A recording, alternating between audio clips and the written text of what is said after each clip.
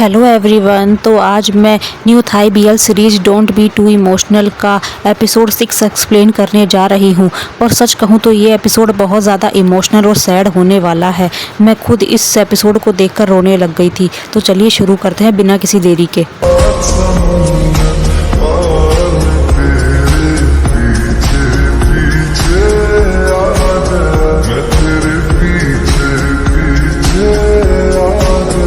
तो एपिसोड की शुरुआत वहीं से होती है जहां पिछला एपिसोड ख़त्म हुआ था।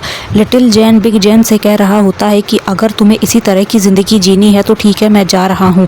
इतना कहकर वो चला जाता है। तभी बिग जैन उसके पीछे पीछे जाने के लिए उठता है। वो अपनी कैनुला भी हटा देता है और लिटिल जैन का पीछे से हाथ पकड़ता है। लिटिल जैन का ध्यान जाता है कि बिग जैन के हाथ से खून बह रहा है और वो कहता है कि आप वापस जाओ। लेकिन तभी बिग जैन कहता है कि तुम मुझे इस तरह छोड़कर नहीं जा सकते हो।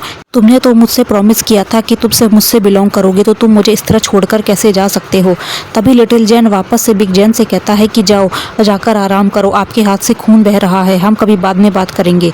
लेकिन लिटिल जैन की बात बिग जैन नहीं मानता और वो उसके चेहरे को प्यार से छूता हुआ बोलता है कि तुम मेरे कॉन्डो पर जाओ और मेरा इंतज़ार करो, मेरा ड्राइवर तुम्हें पिक कर लेगा। बिग जैन की बात मानकर लिटिल जैन वहाँ पर आ जाता है। अगले सीन में हम देखते हैं कि बिग जैन अपने घाव पर दवाई लगा रहा होता है। तभी लिटिल जैन आता है और कहता है लो मैं आपकी मदद कर दूं। तभी बिग जैन कहता है कि नहीं, मैं खुद कर लूँगा। तभी लिटिल जैन कहता है कि ज़िद मत करो, मैं कर दूंगा। उसके बाद हम देखते हैं कि लिटिल जैन बिग जैन के घाव पर आराम से पट्टी बांधता है और बिग जैन बस उसे प्यार से देखता रहता है। आगे हम देखते हैं कि बिग जैन लिटिल जैन को थैंक यू बोलता है कि वो उसे छोड़कर नहीं गया और उसके पास रह गया। उसके बाद बिग जैन कहता है कि क्या तुम्हें डर लग रहा है कि क्या तुम भी मेरे साथ इस तरह खतरे में पड़ जाओगे? चिंता मत करो, मैं तुम्हें कभी कुछ नहीं होने दूंगा। तुम मेरे साथ रहो, मैं तुम्हें हमेशा प्रोटेक्ट करूंगा। मेरे रहते कोई तुम्हारी तरफ उंगली भी नहीं उठा सकता है। और अगर तुम्हें इस बात की चिंता है कि मुझे कुछ हो जाएगा तो मैं तुमसे प्रॉमिस करता हूँ कि मैं इतना जल्दी नहीं मरने वाला। बिग जैन की बात सुनकर लिटिल जैन कहता है कि क्या मैं आप पर भरोसा कर सकता हूँ, क्योंकि अगर आपको कुछ हो गया तो फिर मैं कहीं जाने लायक नहीं रहूँगा। उसकी बात सुनकर बिग जैन उसके माथे पर किस करता है और उसे अपने गले से लगा लेता है। आगे हम देखते हैं कि लिटिल जैन के दोस्त अपनी क्लासेस लेकर बाहर आ रहे थे और वो लिटिल जैन के बारे में बात कर रहे थे कि आजकल लिटिल जैन कहाँ गायब रहता है, फाइनल एग्जाम आने वाले हैं और वो अपनी चिंता भी नहीं कर रहा है। तभी लड़कियाँ कहती हैं कि तुम पहले अपनी चिंता तो करो। तभी उसका दोस्त कहता है कि मैं तो अपनी चिंता कर लूँगा, लेकिन मुझे लिटिल जैन की चिंता है। तभी वो लोग पुत से पूछते हैं कि क्या उसे लिटिल जैन के बारे में कुछ पता है, लेकिन पुत भी कह देता है कि काफ़ी दिनों से उसका जैन के साथ कोई कांटेक्ट नहीं हुआ है। और उसके बाद पुत अपनी बाइक लेकर लिटिल जैन के घर के लिए रवाना हो जाता है। आगे हम देखते हैं कि पुत लिटिल जैन के घर आ जाता है। वो उसके पापा को नमस्ते बोलता है और पूछता है कि क्या लिटिल जैन घर पर है। तभी उसके पापा भी मना कर देते हैं, कहते हैं कि लिटिल जैन घर पर नहीं है, वो कभी कभी ही घर पर आता है।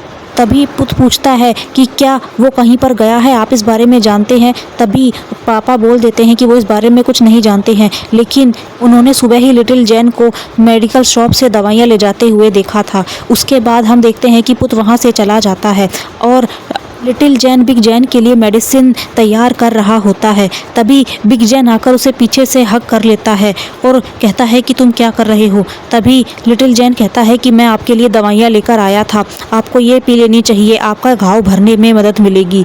लिटिल जैन की बात सुनकर बिग जैन एक बार में ही वो दवाई पी लेता है। उसके बाद हम देखते हैं कि लिटिल जैन पूछता है आप इतनी देर से कहाँ थे। तभी बिग जैन कहता है किसी काम से गया था। तभी लिटिल जैन उसे शक भरी नज़रों से देखता है और कहता है कि आपने मुझसे वादा नहीं किया था कि आप अपने बारे में सब कुछ मुझे बताओगे। तभी बिग जैन कहता है कि मैंने तुमसे कुछ नहीं छुपाया, मैं एक ज़रूरी काम से गया था। इतना कहते हुए बिग जैन पलटता है और कहता है कि मैं अपने कपड़े चेंज करने जा रहा हूँ। तभी पीछे से लिटिल जैन बोलता है कि आज मैं अपने दोस्तों के साथ रुकने के लिए जा रहा हूँ। और इस बात के लिए बिग जैन हताश तो होता है, लेकिन उसे परमिशन दे देता है। उसके बाद हम देखते हैं कि लिटिल जैन पुत को कॉल करता है और कहता है कि आज मैं तुमसे मिलना चाहता हूँ, मैं तुम्हारी जगह पर रहना चाहता हूँ। तभी पुत पुत पूछता है क्या हो गया। तभी लिटिल जैन कहता है बस थोड़ा सा स्ट्रेस में हूँ। तभी पुत कहता है कि चलो आ जाओ, मैं हम दोनों के लिए ड्रिंक का इंतजाम करता हूँ। आगे हम देखते हैं कि लिटिल जैन पुत के साथ उसके कोंडो में बैठा होता है और वो दोनों पुरानी बातों को याद करके बहुत ज़्यादा हंस रहे होते हैं और हंसी मजाक कर रहे होते हैं। लेकिन बात फिर से घूम फिर कर बिग जैन पर आ जाती है। लिटिल जैन पुत को उस दिन का किस्सा सुना देता है जब वो बिग जैन के साथ उसके एरिया पर गया था और गन से हमला हो गया था। तभी पुत उसे डांटते हुए कहता है कि ये सब बिग जैन की वजह से हुआ है, तुम्हें पता भी है, तुमने अपनी ज़िंदगी को कितने खतरे में डाल लिया। तभी लिटिल जैन कहता है कि उसने मुझे बचा लिया, गोली उसको लगी थी, मुझे नहीं, मैं बिल्कुल सही हूँ। लेकिन पुत तो वापस से बिग जैन को बीच में घसीटता हुआ कहता है कि ये सब उसकी गलती है, तुम क्यों उसके पीछे पीछे अपनी ज़िंदगी को भी खतरे में डाल रहे हो। लिटिल जैन कहता है इसमें उसकी कोई गलती नहीं है, मैं उससे बहुत ज़्यादा प्यार करता हूँ, मैं उसे छोड़ नहीं सकता, लेकिन सेम टाइम पर मैं उससे डरने भी लगता हूँ। तभी पुत कहता है कि तुम यहाँ पर क्यों आए हो। तो तभी लिटिल जैन कहता है मुझे नहीं पता। तभी पुत कहता है उसे अपनी ज़िंदगी से निकाल दो और उसकी जगह को भी छोड़ दो, तुम मेरी बात सुनते क्यों नहीं हो। मैं ये भी जानता हूँ कि अगर तुम उसे छोड़ दोगे तो वो खुद उसके बिना कैसे रहेगा, वो नहीं जानता। उसके बाद लिटिल जैन कहता है कि तुम तो मेरे दोस्त हो, तुम तो मेरे बारे में अच्छे से जानते हो ना कि मैं उसे लेकर कितना सीरियस हूँ। उसके बाद पुत ज़बरदस्ती लिटिल जैन के क्लोज होने लग जाता है। लिटिल जैन कहता है कि तुम क्या कर रहे हो। तभी पुत कहता है कि तुम इतने भोले क्यों हो कि कोई भी तुम्हें कुछ भी करने को कहता है और तुम करने लग जाते हो। लेकिन मेरे बारे में क्या, जब भी मैंने तुमसे कुछ मांगा है तुमने मेरी तरफ ध्यान ही नहीं दिया। कहते हुए पुत लिटिल जैन के और ज़्यादा क्लोज आने लग जाता है। लिटिल जैन पुत को अपने से दूर कहता है और कहता है शांत हो जाओ, हम आराम से बैठ के बात करते हैं। लेकिन पुत तो लिटिल जैन के और क्लोज होने लग जाता है और एक पल के लिए वो उसके साथ ज़बरदस्ती करने पर उतर आता है। यार इस सीन में मुझे सच में पुत पर बहुत ज़्यादा गुस्सा आया। मतलब वो ऐसा कैसे कर सकता था लिटिल जैन के साथ, वो तो उसका दोस्त था ना। हर कोई बस लिटिल जैन की बॉडी चाहता है, कोई चाहता ही नहीं है कि उसके दिल में क्या चल रहा है, उसके दिमाग में क्या चल रहा है। खैर आगे हम देखते हैं कि लिटिल जैन पुत को अपने से दूर धक्का देता है और जैसे ही वहाँ से उठकर चलने लगता है उसका सिर एक दरवाजे से टकरा जाता है जिसकी वजह से उसके सिर से खून निकलने लग जाता है। पुत उससे माफ़ी मांगता है। तभी लिटिल जैन कहता है छोड़ो ये सब बातें, भूल जाओ, मैं यहाँ से जा रहा हूँ। और कहते हुए लिटिल जैन वहाँ से निकलने लग जाता है। तभी पुत पीछे से बैठा हुआ बस शोक मना रहा होता है और कहता है सब मेरी वजह से हुआ, मैं इतनी बड़ी गलती कैसे कर गया।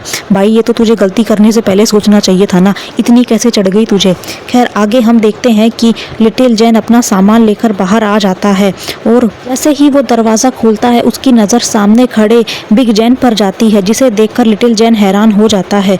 लेकिन वो कुछ बोल पाता उससे पहले ही बिग जैन की नज़र लिटिल जैन के सिर पर लगी चोट पर चली जाती है। तभी पीछे से पुत आता है और कहता है मुझे माफ़ कर दो लिटिल जैन, मेरा ऐसा कुछ करने का इरादा नहीं था। लेकिन बिग जैन गुस्से में पुत को एक जड़ देता है और उसको मारने लग जाता है। लिटिल जैन उसे बचाने की कोशिश करता है लेकिन बिग जैन तो गुस्से में पुत का गर्दन ही पकड़ लेता है और उसे दबाने लग जाता है और वार्निंग देता है कि अगर उसने कभी भी अब उसे लिटिल जैन के आसपास देखा तो वो उसकी जान ले लेगा।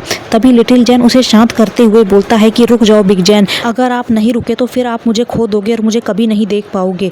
बिग जैन जब लिटिल जैन की ये बातें सुनता है तो बेचारा दिल के हाथों मजबूर हो जाता है और पुत को वहीं पर छोड़ देता है। उसके बाद हम देखते हैं कि बिग जैन लिटिल जैन का हाथ पकड़ता है और वहाँ से लेके जाने लगता है। तभी लिटिल जैन मुड़कर एक बार पुत की तरफ देखता है और कहता है कि आज के बाद हम कभी नहीं मिलेंगे और वो बिग जैन के साथ चला जाता है और पुत वहीं पर बैठा बैठा रोने लग जाता है।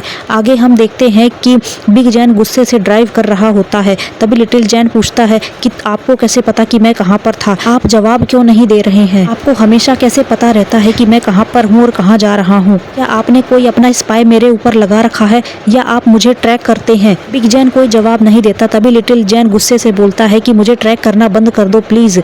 तभी बिग जैन कहता है मैं चाहता था कि तुम सुरक्षित रहो। तभी लिटिल जैन कहता है तो क्या मैं इसके लिए शुक्रिया अदा करूँ आपका, इस तरह मेरी जिंदगी को नरक बनाना बंद कर दो। उसके बाद लिटिल जैन कहता है कि आपको क्या लगता है आप जो भी करते हो क्या सही करते हो, कभी फेवर और कभी दूसरों की ट्रैकिंग ये सब करना सही नहीं होता है, आप किसी दूसरे को समझते क्यों नहीं हो। कहते हुए लिटिल जैन बिग जैन को बहुत ज्यादा डांटता है और बेचारा बिग जैन चुपचाप बस उसकी डांट सुन रहा होता है और कुछ नहीं कहता। आगे हम देखते हैं कि बिग जैन अपने डॉक्टर कजिन के पास आ जाता है जो उसको घाव चेक कर रहे होते हैं। तभी वो कहते हैं कि तुम्हारा घाव तो एटलीस्ट भर गया है, लेकिन तुम बार बार ऐसी हरकतें क्यों करते हो जिससे वो घाव वापस से खुल जाता है। तभी बिग जैन कहता है मैंने क्या किया। तभी डॉक्टर कहता है तुम्हारा बॉयफ्रेंड कैसा है। तभी बिग जैन पूछता है कि आप क्या करोगे जानकर। तभी डॉक्टर कहता है मैं जानता हूँ मैं तुम्हें कुछ भी क्यों ना कहूँ, मेरा वो ऑर्डर नहीं होता है, लेकिन फिर भी तुम्हें इस तरह की जिंदगी जीना बंद कर देना चाहिए। बिग जैन कहता है कि क्या मेरी जिंदगी ऐसी है जो किसी को समझ नहीं आ रही। डॉक्टर कहता है ये बिल्कुल भी नॉर्मल लाइफ नहीं है। बिग जैन कहता है ये जिंदगी मैंने खुद ने बनाई है और क्या तुम जानते नहीं हो मैं किस तरह पला बड़ा हूँ। वे डॉक्टर कहता है कि मैं जानता हूँ लेकिन दूसरे नहीं जानते हैं। उसके बाद डॉक्टर कहता है कि क्या तुम्हें पता है जिस दिन तुम्हें गोली लगी थी तुम्हारा बॉयफ्रेंड किस तरह पागल हो गया था तुम्हारे लिए। अगर तुम अपनी परवाह नहीं करते हो तो उन लोगों की परवाह करो जो तुमसे प्यार करते हैं। उसके बाद हम देखते हैं कि लिटिल जैन अपना काम कर रहा होता है और कुछ सोच रहा होता है। तभी बिग जैन आके उसे वापस से पीछे से हक कर लेता है और कहता है क्या कर रहे हो। तभी लिटिल जैन कहता है अपना काम कर रहा हूँ। उसके बाद बिग जैन उसको गर्दन पर किस करना शुरू कर देता है।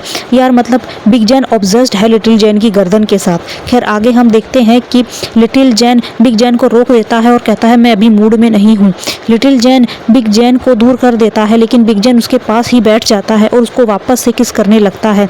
तभी लिटिल जैन उस पर थोड़ा सा गुस्सा करते हुए कहता है कि मैंने कहा ना मैं आज मूड में नहीं हूँ और इस वीकेंड मैं अपने घर जा रहा हूँ।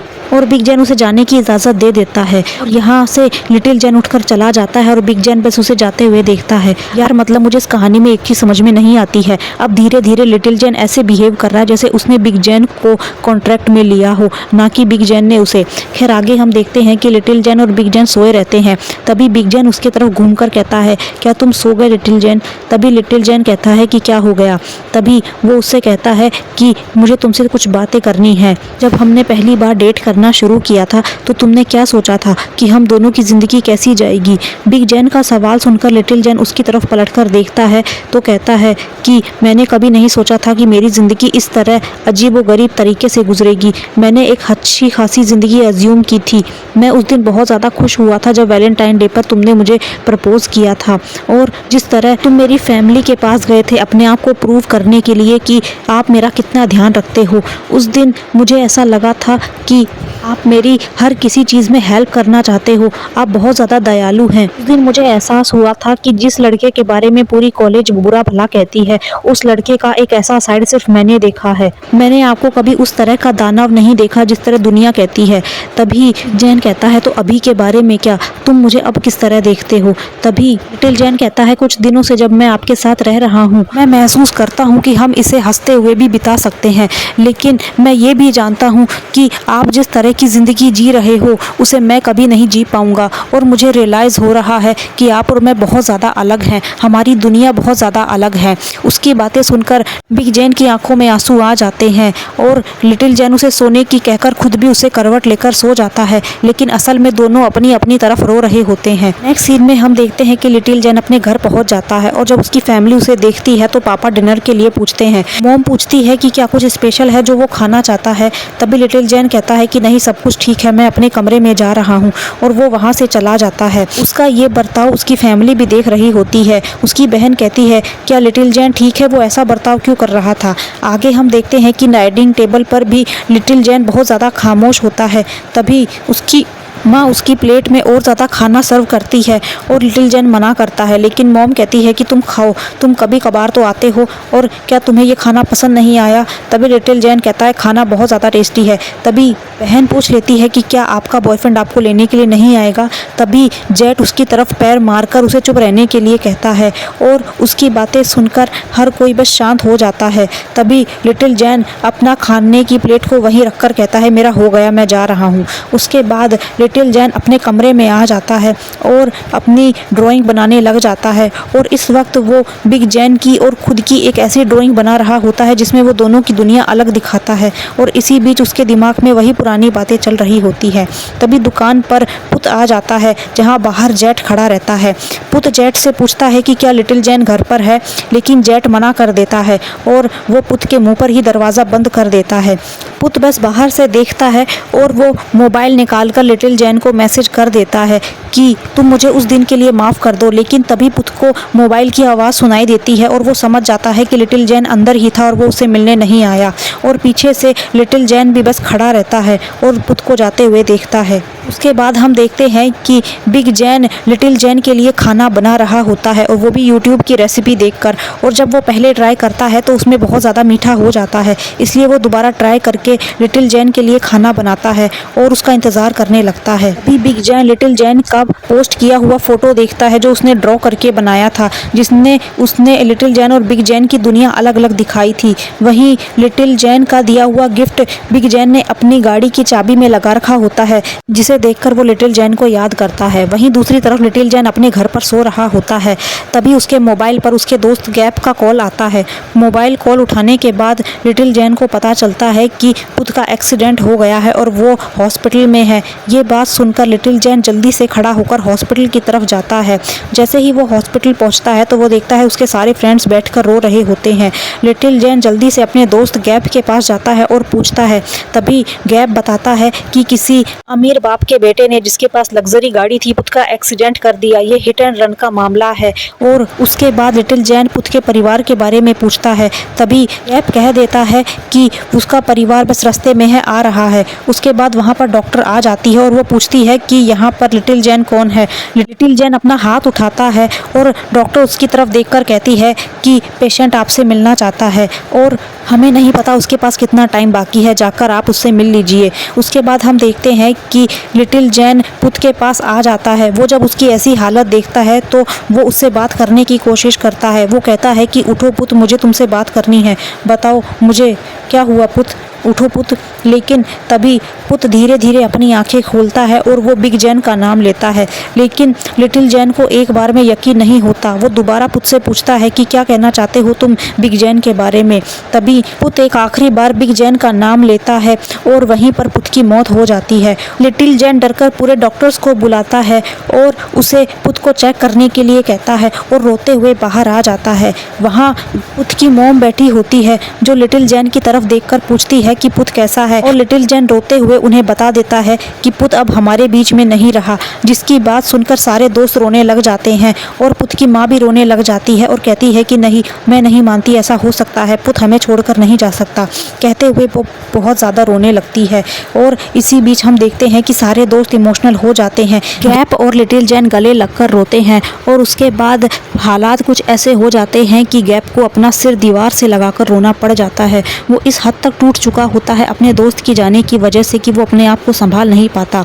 तभी लिटिल जैन को वापस से पुत की बातें याद आती हैं और वो सीधा बिग जैन से मिलने के लिए निकल जाता है। आगे हम देखते हैं कि बिग जैन लिटिल जैन का इंतज़ार कर रहा होता है और तभी उसके पास किसी का कॉल आता है और वो उससे बात करके कहता है कि तुमने बहुत अच्छा काम किया, अब जितना जल्दी हो सके उतने सारे एविडेंस वहाँ से मिटा दो। उसकी ये बातें लिटिल जैन भी सुन लेता है और उसे ऐसा लगता है जैसे बिग जैन पुत के मर्डर के बारे में बात कर रहा था। वो गुस्से में आकर बिग जैन का मोबाइल फ़ोन फेंक देता है।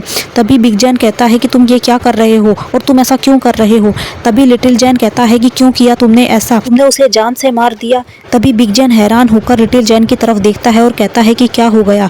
तभी लिटिल जैन बताता है कि पुत की जान चली गई। ये सुनकर बिग जैन भी हैरान रह जाता है और वो कहता है मैंने ऐसा नहीं किया, मेरा भरोसा करो। तभी लिटिल जैन कहता है मैं तुम्हारा भरोसा क्यों करूं।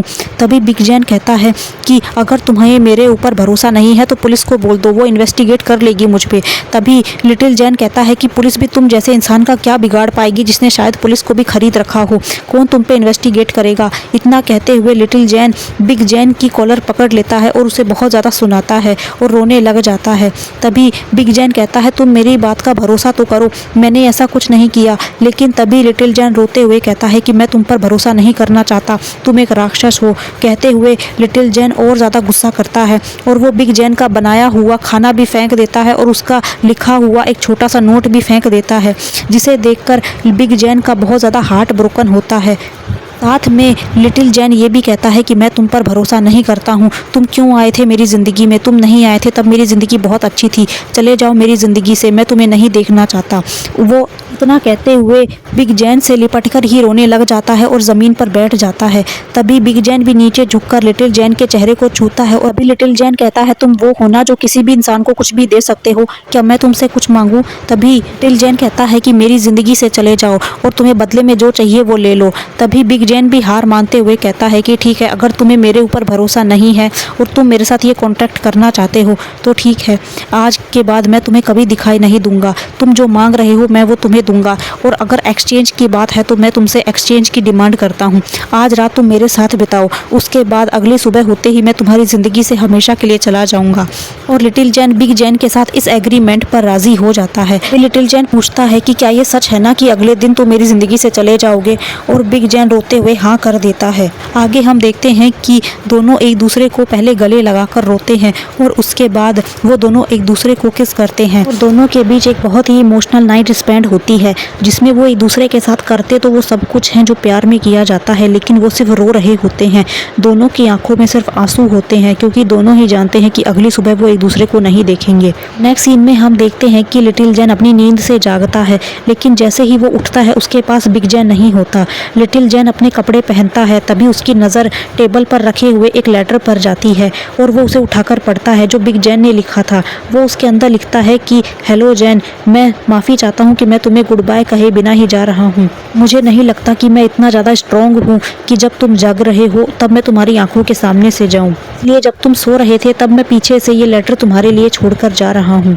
जाने से पहले मैं तुम्हें कुछ बातें हैं जो बताना चाहता हूँ। तुम्हें तो पता ही है मैं बातें करने में इतना अच्छा नहीं हूँ, इसलिए मैं लेटर में ही सारी बातें लिखकर जा रहा हूँ। बिग जैन लेटर को पढ़ता भी है और रोता भी है। उस लेटर में आगे लिखा होता है कि बिग जैन कहता है कि मैं तुम्हें छोड़कर जा रहा हूँ, इसलिए नहीं कि मैंने पुत को मारा है और मैं उसमें खुद को गिल्टी समझता हूँ। मैं वापस से कहता हूँ कि मैंने पुत को नहीं मारा है। अगर तुम्हें मेरे ऊपर भरोसा नहीं है मैं समझता हूँ, क्योंकि मैंने ऐसी ही हरकतें हर बार की हैं। मेरी इन्हीं गलतियों की वजह से आज मैं तुम्हें छोड़कर जाना चाहता हूँ। मैं चाहता हूँ कि तुम स्माइल करो एकदम उस पुराने वाले जैन की तरह जो मेरे आने से पहले था। उसके बाद बिग जैन लिखता है कि मैं जानता हूँ कि तुम्हें मेरे ऊपर भरोसा नहीं है, लेकिन फिर भी मैं ये बात तुम्हें बताना चाहता हूँ कि मैंने कभी भी तुमसे झूठ नहीं बोला था। तुम्हें याद है मैंने तुम्हें बताया था कि तुम मेरे लिए बहुत स्पेशल हो। मैंने सच कहा था। तुम अपने आप को ऑर्डिनरी इंसान समझते हो लिटिल जैन, लेकिन मेरी नज़र में तुम बहुत ज़्यादा एक्स्ट्रा ऑर्डिनरी हो। इस दुनिया में ऑर्डिनरी तो सिर्फ मैं हूँ, और अगर तुम्हें मेरी बातों पर भरोसा नहीं है तो ठीक है, मैं तुम्हें 10 रीज़न बताता हूँ कि आखिर तुम मेरे लिए स्पेशल क्यों हो और मैं तुम्हारे बारे में ऐसा क्यों सोचता हूँ। आगे हम देखते हैं कि बिग जैन ने लिटिल जैन के बारे में कुछ चुनिंदा 10 बातें लिखी थी जिन्हें पढ़कर लिटिल जैन और ज़्यादा सैड हो जाता है। जहाँ बिग जैन लिखता है कि पहला, सब लोग मुझे इस तरह देखते हैं जैसे मैं कोई राक्षस हूँ या फिर मैं सिर्फ उन्हें कुछ देने के लिए ही हूँ, लेकिन सिर्फ अकेले तुम हो जिसने मुझे पहली मुलाकात के साथ जज नहीं किया। दूसरा, जब भी तुम डांस करते वक्त नर्वस हो जाते थे तो बहुत ज़्यादा क्यूट लगते थे। इस लाइन को पढ़कर लिटिल जैन को याद आता है कि जब वो बिग जैन के साथ डांस सीख रहा था तो वो कितनी गलती करता था। बिग जैन आगे लिखता है कि पता नहीं तुमने कितनी बार मेरे पैर पर अपना पैर रख दिया, लेकिन तुम्हारी क्यूटनेस की वजह से मैंने उन्हें माइंड नहीं किया। तीसरा, तुमने बहुत सी चीज़ों को लेकर मेरे दिमाग को बदल दिया, मेरी सोच को बदल दिया। तुमने मुझे बताया कि आज भी इस दुनिया में बहुत ज़्यादा अच्छे लोग रहते हैं जो किसी का एहसान नहीं लेते, अपना काम अपने हिसाब से करते हैं। चौथा, मैं कभी भी फ़ोटोज़ लेना पसंद नहीं करता था, लेकिन जब से तुम आए मैंने फ़ोटोज़ लेना पसंद किया, और मैं हमेशा चाहता हूँ कि मैं तुम्हारे साथ बहुत सारी फ़ोटोज़ लूँ ताकि मैं सबको बता सकूँ कि तुम सिर्फ मुझसे बिलोंग करते हो। बिग जैन का लेटर आगे पढ़ते हुए लिटिल जैन मुस्कुरा रहा होता है और रो भी रहा होता है। आगे पढ़ता है जहाँ बिग जैन ने 5वां रीज़न भी लिखा हुआ था, और वो कहता है कि 5वां रीज़न, मुझे फ़र्क नहीं पड़ता कि दुनिया के लोग मुझे किस तरह देखते हैं, लेकिन तुमसे मुझे फ़र्क पड़ता है। जब तुम अपने दोस्तों से या लोगों से मेरे लिए लड़ाई करते हो तो मैं भी अपने आप को तुम्हें और तुम्हारी फैमिली को प्रूव करना चाहता हूँ। थे वो कभी हंस रहा था और कभी रो रहा था, कभी मायूस था और कभी बस अपने आप से हारा हुआ महसूस कर रहा था। उसके बाद बिग जैन 8th रीज़न लिखता है और कहता है कि जब तुम मेरी चिंता करते हो और मेरे घावों के लिए चाइनीज़ मेडिसिन लेकर आते हो, ये मुझे भी बहुत ज़्यादा अच्छा लगता है। 9th रीज़न, तुमने मेरी दुनिया में मेरे साथ कदम रखने की सोची और उस दिन तुम्हारी जान मुसीबत में पड़ गई। मैं तुम्हें अपनी दुनिया में लाना चाहता था, लेकिन मैंने कभी तुम्हारी दुनिया में आने के बारे में नहीं सोचा। ऐसा नहीं है कि मैंने कोशिश नहीं की, लेकिन बस मैंने देरी कर दी। उसके बाद हम वो सीन तुम्हारे साथ कॉन्ट्रैक्ट किया ताकि मैं तुम्हें खुद से बांध कर रख सकूं। मैं तुम्हें अपने पास रखना चाहता था ताकि सिर्फ तुम मुझसे बिलोंग करो, क्योंकि मैं तुम्हें खोने से डरता था और मैं ये समझ ही नहीं पाया कि मैं सही कर रहा हूँ या गलत कर रहा हूँ या मैं क्या कर रहा हूँ। इसलिए एक कॉन्ट्रैक्ट ही आखिरी मेथड बचता जिससे मैं तुम्हें खुद से बांध कर रखता। मुझे मेरी गलतियों के लिए माफ़ कर देना। I am sorry little Jain. मैं जानता हूँ मैंने जो किया वो सही नहीं किया, लेकिन मैं ये कर रहा हूँ आज तक तुम्हारे लिए। उसके बाद बिग जैन लिटिल जैन के माथे पर एक किस करता हुआ दिखाया जाता है और हम देखते हैं कि अब सुबह हो चुकी है और बिग जैन लिटिल जैन की ज़िंदगी से जा चुका है, जहाँ बिग जैन आखिरी मैसेज लिख कर जाता है कि मैं यहाँ से जा रहा हूँ, लेकिन इस कॉन्डो की चाबी तुम्हारे पास रहेगी। तुम जब भी इस जगह को याद करो तुम यहाँ पर आकर रह सकते हो। उसके बाद हम देखते हैं कि बिग जैन के लेटर को पढ़कर लिटिल जैन फूट फूट कर रोता है। ये उसे बिग जैन की इमेजिनरी स्केच अपनी आंखों के सामने दिखाई देता है और साथ ही लिटिल जैन को बिग जैन की बहुत ज़्यादा याद आती है। वो बहुत ज़्यादा रोता है क्योंकि बेचारे ने एक ही दिन में अपना बॉयफ्रेंड और अपना दोस्त दोनों खो दिया और उसकी नज़र से बिग जैन हमेशा हमेशा के लिए एक परिंदा बनकर गायब हो जाता है, जिसे जाते देख बस बिग जैन रोता रह जाता है और कुछ नहीं कर पाता। और इसी सीन के साथ हमारा ये इमोशनल और सैड एपिसोड यहीं पर ख़त्म हो जाता है। तो मिलते हैं नेक्स्ट एपिसोड में।